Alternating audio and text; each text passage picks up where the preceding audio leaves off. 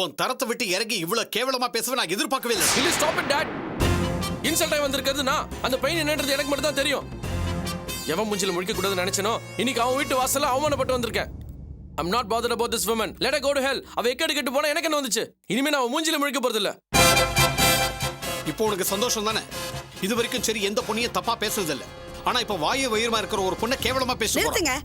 சும்மா வாய் வயிறுமா இருக்கிற பொண்ணு வாய் வயிறுமா இருக்கிற பொண்ணுன்னு இதையே சொல்லி அவ மேல பரிதாபம் வர மாதிரி பேசுறீங்க. எனக்கு மானமே போகுது. எவ்வளோ வாய் வயிறுமா இருக்கிறா? இதோ இவ இந்த வீட்டுல வாழ்க்கப்பட்டு எத்தனை நாள் ஆச்சு? அக்கம் பக்கத்துக்காரங்க கேக்குற கேள்விக்கெல்லாம் என்னால பதில் சொல்லி மாளற. எனக்கு எவ்வளவு அவமானமா இருக்கு தெரியுமா? என்னடி உளறற? எதுக்கு எதை முடிச்சு போடுற? எல்லாம் காரணமா தான் சொல்றேன். இவ தங்கச்சி எவனோடய ஊர் சுத்திட்டு வயித்துல புள்ளைய வாங்கிட்டு வந்து நிக்கிறா. ஆனா இவ இன்னும் மலடியா தானே நிக்கிறா. ஏண்டி இப்படி தேள் கூட்டுற மாதிரி கூட்டுற? கல்யாணம் அப்படின்னா பல வருஷமா ஆயிடுச்சு. இல்ல உங்களுக்கு வயசாயிடுச்சா என்ன? உங்களுக்கு என்ன? நீங்க ஆம்பளை, உங்களை யாரும் கேள்வி கேட்க மாட்டாங்க. ஆனா பொம்பளை என்கிட்ட தானே போற வர இடத்துல எல்லாம் விசாரிக்கிறாங்க. மருமக உண்டாயிருக்காளா, ஏன் என்னாச்சு, டாக்டரை போய் பார்க்க வேண்டியதானேன்னு கேக்குறாங்க. காவியாவை திட்டுறதுக்கும் கரிச்சு கொண்டதுக்கும் உனக்கு ஒரு காரணம் வேணும். அதான் தேடி கண்டுபிடிச்சு திட்டிக்கிட்டு இருக்க. அப்படிதானே? அப்படிலாம் ஒண்ணு இல்ல. இத்தனை நாள் நான் பொறுத்திருந்தேன். இனிமே நான் பொறுக்க மாட்டேன். ஒரு மாசம் பாப்பேன். அதுக்குள்ள எனக்கு நல்ல தகவல் வந்தாகணும். இல்ல நான் என்ன பண்ணுவேன்னு எனக்கே தெரியாது.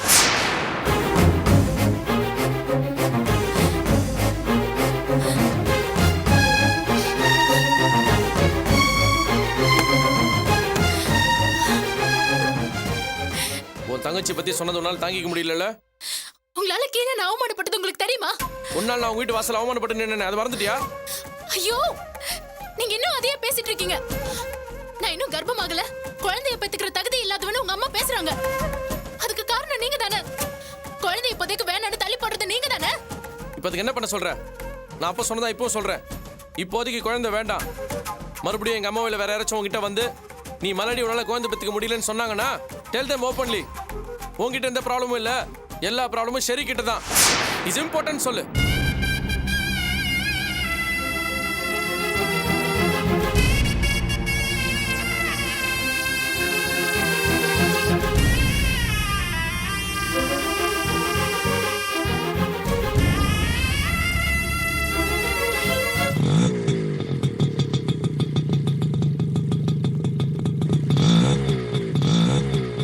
டேய், அண்ணன் பேர் என்னன்னு கேளுடா. அண்ணே பேர் சொல்லுண்ணே.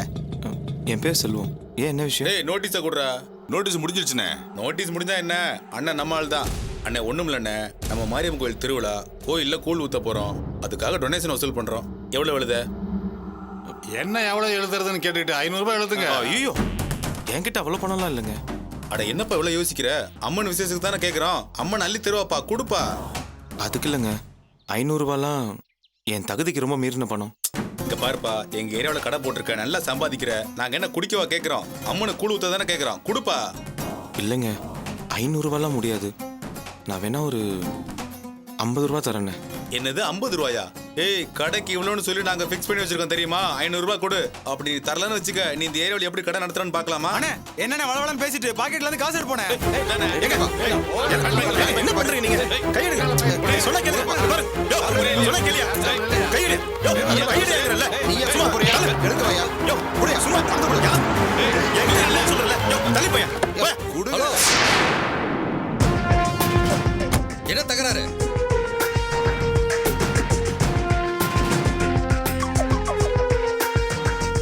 என்னையா பிரச்சனை? ஒன்றும் பிரச்சனை இல்லை சார். எங்க ஏரியாவில் அம்மனுக்கு கூழ் ஊத்துறேன் சார். அதுக்கு 500 ரூபாய் டொனேஷன் கொடுங்க. தரமாட்டேங்கிறாரு சார். ஏயா, அவரே மரத்தடியில கடை போட்டு நடத்திட்டு இருக்காரு. அவர்கிட்ட போய் 500 ரூபாய் கேக்குறீங்க? இவரை பார்த்தா பாவமா தெரியலையா? தினமுமா கேக்குறோம். வருஷத்துக்கு ஒரு தரம், அதுவும் அம்மனுக்கு கூழ் ஊத்துறதுக்காக கேக்குறோம். நாங்க என்ன கொள்ளை அடிக்கிறோமா இல்ல மாமூல் கேக்குறோமா? உங்களுக்கு என்ன 500 ரூபாய் தானே வேணும்? நான் தரேன் சார். நீங்க எதுக்கு சார் இதெல்லாம்? பரவாயில்ல விடுங்க, சாமி காரியம் தானே. இந்தாங்க சார். ரைட் தலைவா. ரொம்ப தேங்க்ஸ் சார். கோச்சிக்காதீங்கண்ணே, ஏதாவது பிரச்சனை நம்ம ஏரியா பக்கம் வாங்க பாத்துக்கலாம். வாங்கப்பா. வரேன் சார். வரேன்பா. Thanks sir. நீங்க எதுக்கு சார் இவனுங்களுக்குலாம் பணம் கொடுக்குறீங்க? பரவாயில்ல விடுங்க. என்ன உங்களுக்கு ஞாபகம் இருக்கா? நான் சார் இப்படி கேட்டீங்க, உங்களை என்னால மறக்க முடியுமா? இதோ இன்னைக்கு இப்படி ஒரு கடை வச்சிருக்கேன்னா அது காரணமே நீங்க தானே. இந்த கடைக்கு நான் காரணமா? என்ன சொல்றீங்க? ஆமா சார். இதுக்கு முன்னாடி நான் மெக்கானிக் ஷெட்லாம் வச்சிருந்தேன். ஆனா இப்பதான் கொஞ்சம் நிலைமை சரியில்லை. வேலை தேடி அலையும் போது தான் இதோ உங்களை இந்த இடத்துல பார்த்தேன். அன்னைக்கு நீங்க இருந்த அவசரத்துல பணம் 1000 ரூபாய் கொடுத்து உங்க கார் டூல்ஸை என்கிட்ட விட்டுட்டு போயிட்டீங்க. கடவுளே உங்கள் மூலியமா வந்து மெக்கானிக் தொழிலில் விடாதரா, அதே மறுபடியும் செய்யுன்னு சொல்கிற மாதிரி இருந்துச்சு. அதான் இதோ இந்த மரத்தொழிலில் தொழில் செஞ்சு பொழைச்சிட்ருக்கேன். ஆமாம் சார், அன்னைக்கு பிரசவத்துக்கு ரொம்ப அர்ஜென்ட்டாக போனீங்களே, பையன் பிறந்தானா பொண்ணா? பெண் குழந்தை. ஆஹா. சங்கீதா, குழந்தைய எடுத்துட்டு வா.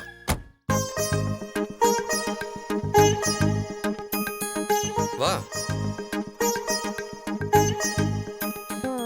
இதான் என்னுடைய குழந்தை, இன்னும் பேரே வைக்கல. இவங்க 2 பேரும் இன்னைக்கு நல்லா இருக்கிறாங்கன்னா அதுக்கு நீங்க தான் காரணம். சமயத்துல நீங்க செஞ்ச அந்த உதவி தான். ஐயோ. ஆமாங்க, நாங்க என்னைக்கும் உங்களை மறக்க மாட்டோம். ஆட என்னங்க நீங்க இதுக்கெல்லாம் போய். நீங்க பரபரப்புல உங்க பேரை கேட்க மறந்துட்டேன். உங்க பேர் என்ன? என் பேர் செல்வங்க. செல்வம். என் பேர் முத்துக்குமார். இந்தாங்க இந்த விசிட்டிங் கார்டு வச்சுக்காங்க.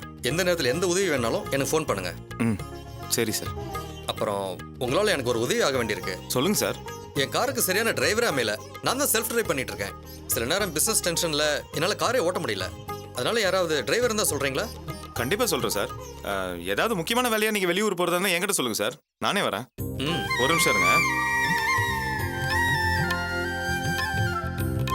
என் நம்பர்ல தான் உங்களுக்கு கூப்பிட்டுருக்கேன் சார். இப்போ கால் வரும், நீங்க கூப்பிடுங்க, நானே வரேன். இந்த நம்பர் தானே? இதே தான் சார். ஓகே, நான் ஸ்டோர் பண்ணிக்கிறேன். வர செல்வம். ஓகே, வரேங்க. வாங்க.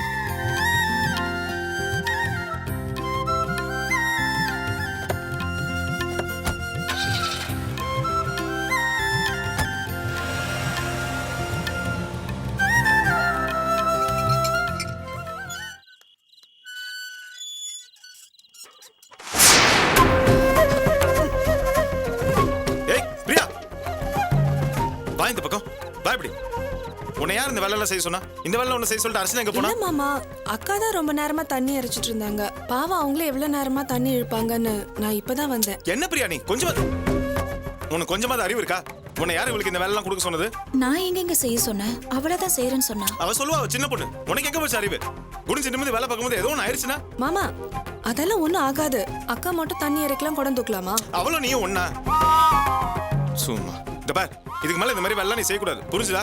எல்லாம் அவ பாத்துப்பா, நீ போ உள்ள.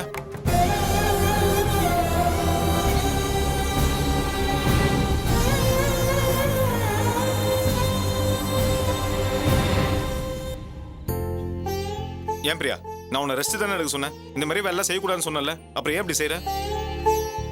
சாப்பிட்டியா? சாப்பிட்டேன் மாமா. மாத்திரை எல்லாம் போட்டியா? போட்டேன். டாக்டர் சொன்ன மாதிரி ஒரு மாத்திரை விடாம எல்லாத்தையும் போட்டல.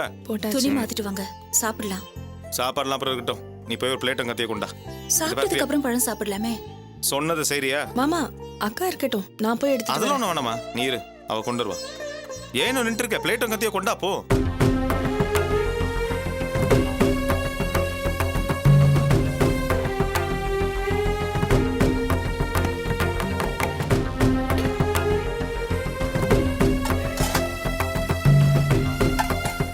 இந்தாங்க.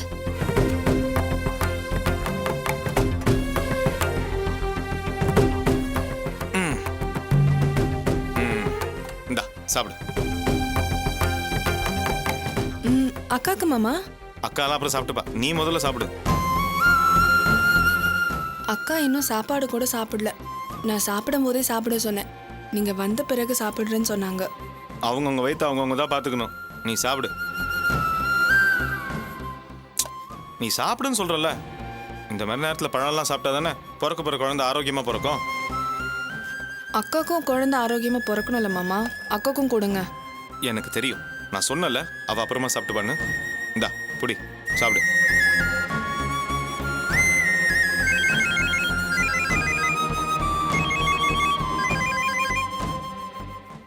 சொல்டா சிவா. எங்கடா இருக்க? நான் இப்பதான் வீட்டுக்கு வந்தேன். என்ன விஷயம் சொல்லு. உடனே கிளம்பி எங்க வீட்டுக்கு வர முடியுமா? என்னடா விஷயம்? ஒண்ணு இல்லடா, என் பக்கத்து வீட்டுக்காரர் திருப்பதி கிளம்புனாரு. கிளம்பும் போது கார் ரிப்பேர் ஆயிடுச்சு. உனக்கு ஏதாவது மெக்கானிக் தெரியுமான்னு கேட்டாரு. நான் உடனே உன் பேரை சொன்னேன். நீயும் வந்தீனா உனக்கு கொஞ்சம் செலவுக்கு உதவும்ல, வந்துடுறியா? சரிடா, நான் வந்துடுறேன்.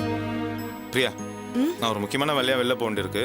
ஒரு பழத்தை கூட மிச்சம் வைக்காம எல்லாத்தையும் சாப்பிட்டுறணும், புரியுதா? சாப்பிட்டுட்டு போங்க. சாப்பாடுலாம் வேணாம். இங்க பார், நான் வரது கொஞ்சம் நேரமாகும். எனக்கு அதெல்லாம் நீ ஒன்றும் காத்துட்டு இருக்க வேணாம். ஊட்டிலாம் விட்டுட்டு இருக்க முடியாது. அவங்கவுங்க வைத்து அவங்கவுங்க தான் பார்த்துக்கணும், புரிஞ்சதில்ல? வரமா பிரியா? அக்கா, மாமா தான் உன் வயித்தை நீ தான் பாத்துக்கணும்னு சொல்லிட்டு போயிட்டார்ல, போய் சாப்பிடு.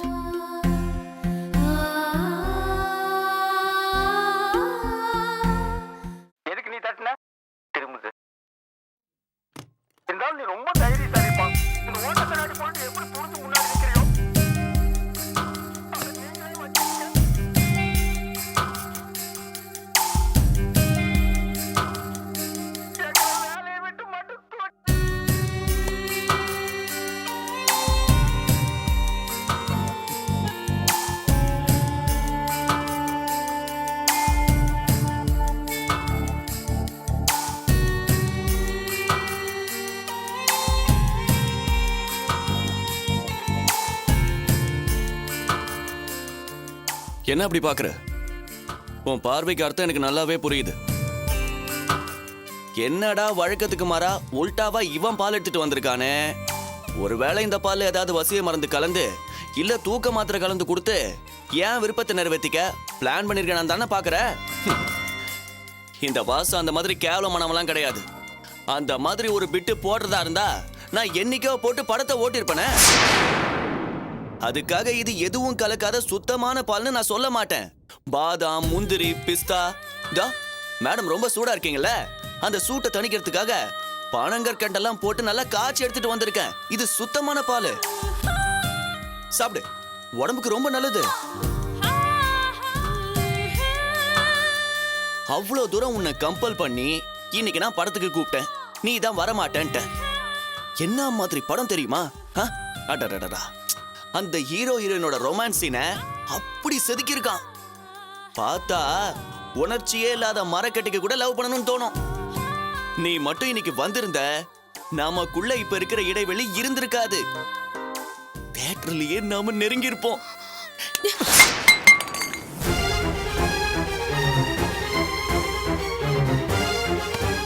பார்த்தல, இந்த பால் டம்ளருக்கு உண்டான கதிதான் உனக்கும். நான் எடுத்த முடிவு எடுத்ததுதான். நீ எதை செஞ்சு என் மனசை மாத்த முடியாது, என்ன நெருங்கவும் முடியாது. போய் ஒழுங்கா சுருண்டு படு. ஏய், என்ன நீ ரொம்ப ஓவரா போயிட்டு இருக்க? நீ என் பொண்டாட்டி. உன்னை என் வழிக்கு கொண்டு வரது ஒன்னும் பெரிய விஷயமே கிடையாது. இருந்தாலும் உன்னை பலவந்தப்படுத்த கூடாதுன்னு தான் பொறுமையா இருக்க. ஆனா நீ ரொம்ப துள்ளிக்கிட்டு இருக்க. உன் அப்பா அம்மா கூட இப்ப எனக்கு தான் சப்போர்ட். இதுக்கப்புறமும் உன் விஷயத்துல பொறுமையா இருக்க காரணம் நான் உன் மேல வச்சிருக்கிற லவ் மட்டும்தான். தேவையில்லாம நீயே உன் தலையில மண்ணள்ளி போட்டுக்காத. உன் வாழ்க்கையை காப்பாத்திக்க பாரு. நான் இப்ப உங்க அப்பா கிட்ட போய் காலையில தானே மாமா அட்வைஸ் பண்ணீங்க, ஆனா இன்னமும் உங்க பொண்ணு எதுக்குமே ஒத்து வர மாட்டேங்கிறான்னு சொன்னேன்னு வச்சுக்கோ. கல்யாணமாகி என்ன பிடிக்காத போது இந்த வீட்ல எனக்கு என்னென்ன சீன் நடந்துச்சோ அத்தனையும் உனக்கு நடக்கும். பாக்குறியா?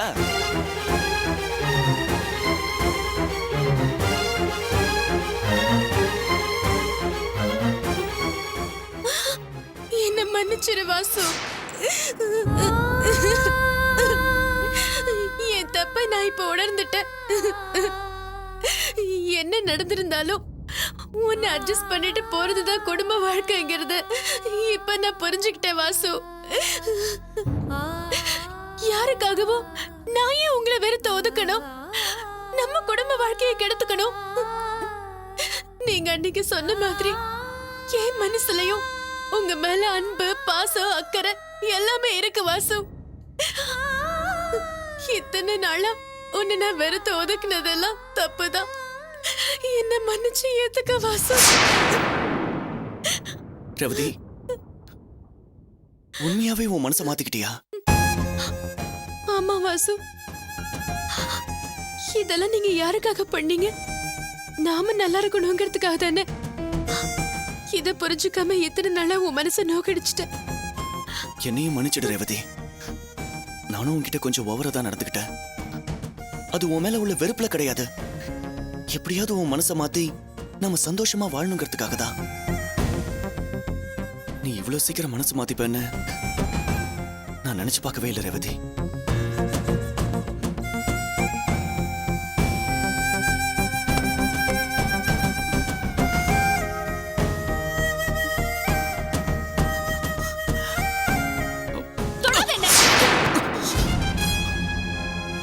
ரேவதி, என்னாச்சு உனக்கு? ஏன் திடீர்னு இப்படி மாறிட்ட? இவ்வளவு நேரம் நல்லா தானே பேசிட்டு இருந்த. உன் விஷயத்துல அவ்வளவு சீக்கிரமா என் மனசு மாறாது. இவ்ளோ நேரம் நான் உன்கிட்ட மனசு மாறின மாதிரி நடிச்சேன். நடிச்சியா? ஆமா. பால் டம்ளர் கீழே விழுந்த சத்தம் கேட்டு அப்பா மேல வந்தாரு. அதான் நம்ம பிரச்சனை அப்பாக்கு தெரியக்கூடாதுன்னு மாறின மாதிரி நடிச்சேன். என்ன ரேவதி, நீ புத்திசாலியா இருப்பன்னு பார்த்தா இவ்வளவு முட்டாளா இருக்க. இப்ப நீ சொன்னியே எங்க அப்பாவுக்காக தான் மனசு மாறின மாதிரி நடிச்சேன்னு. இத நான் அப்படியே உங்க அப்பா கிட்ட சொன்னா என்ன ஆகும் தெரியுமா? தாராளமா போய் சொல்லிக்கோ. ஆனா அவரு நீ சொல்ற எதையுமே நம்ப மாட்டாரு. அவரு பாக்குறப்பதான் நான் உன் தோள்ல சாஞ்சு மன்னிப்பு கேட்டேன். இதுக்கப்புறமா நீ சொல்றது அவர் எப்படி நம்புவாரு?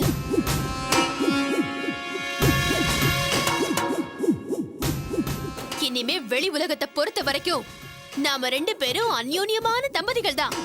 நானும் அப்படிதான் நடந்துக்க போறேன். ஆனா இந்த 4 செவத்துக்குள்ள நாம 2 பேரும் அந்நியர்கள் தான்.